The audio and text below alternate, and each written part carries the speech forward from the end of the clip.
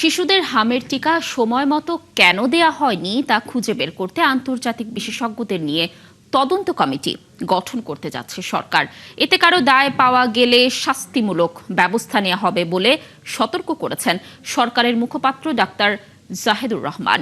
আজ সচিবালয়ে নিয়মিত ব্রিফিংয়ে প্রধানমন্ত্রীর এই উপদেষ্টা আরও জানান, যুক্তরাষ্ট্রের সাথে বাণিজ্য চুক্তি বাতিল করার সুযোগ থাকলেও তা এখনই করছে না সরকার। দর্শক, আরও জানাচ্ছেন শারবিন্দিরা। দেশে হামে শিশু মৃত্যু এরই মধ্যে ছাড়িয়েছে 400। শত শত শিশু ভর্তি হাসপাতালে, দুশ্চিন্তায় অভিভাবকরা। সরকার দায়িত্ব নেওয়ার পর দ্রুততম সময় টিকা কার্যক্রম শুরু করলেও রোগ প্রতিরোধ ক্ষমতা তৈরি হতে সময় লাগে। মঙ্গলবার সচিবালয়ে নিয়মিত সংবাদ সম্মেলনে প্রশ্নের জবাবে সরকারের এই মুখপাত্র জানান, হামের টিকাদানে গাফিলতির কারণ খুঁজতে বিদেশি বিশেষজ্ঞদের সমন্বয়ে তদন্ত কমিটি গঠন করা হবে।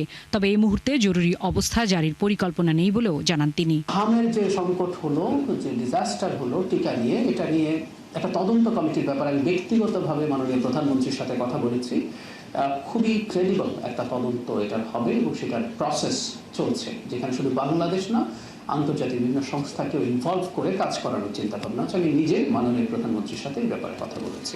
যুক্তরাষ্ট্রের সাথে হওয়া চুক্তির বিষয়ে সরকারের অবস্থা সম্পর্কে জানান প্রধানমন্ত্রীর এই উপদেষ্টা। ইস্টার্ন রিফাইনারির মডার্নাইজেশন ও এক্সপ্যানশন শীর্ষক একটি প্রকল্প হাতে নেওয়া হয়েছে, যার মেয়াদ 2030 সাল পর্যন্ত। এর উদ্দেশ্য হচ্ছে বিপিসি কর্তৃক বার্ষিক 3 মিলিয়ন মেট্রিক টন অপরিশোধিত জ্বালানি তেল প্রক্রিয়াকরণ ক্ষমতা সম্পন্ন নতুন ইউনিট স্থাপন।